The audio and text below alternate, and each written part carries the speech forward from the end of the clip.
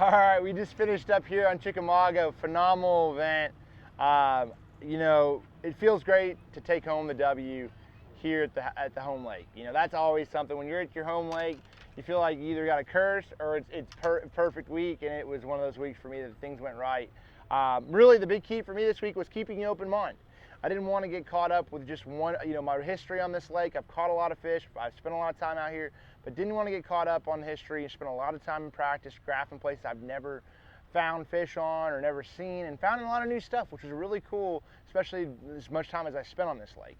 Now, the big baits for me, for sure, the last day was a DT16 and a DT20. These are brand new colors. This is called Big Shad, and this one is called Citrus. This is a DT20, this is a DT16.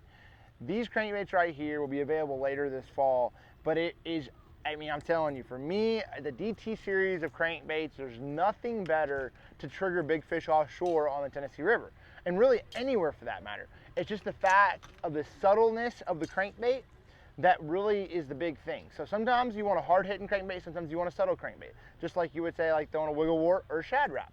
Same thing out offshore. Sometimes when the schools are grouped up really well and they're not pressured, then you're going to throw that, you know, maybe throw a little bit wider, wobbling, deep diving crankbait.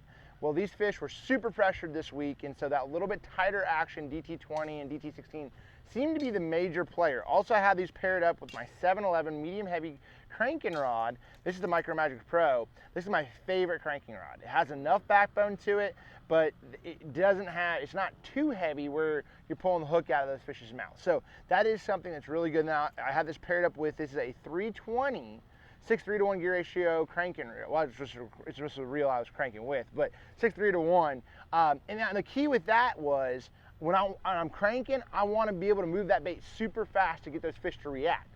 So instead of throwing a 5 to 1, I threw a 6 to 1, 6:3 to 1, and that was the key this week. So same setup for my other crankbait, but that was the two baits that truly got it done for me here on Chickamauga.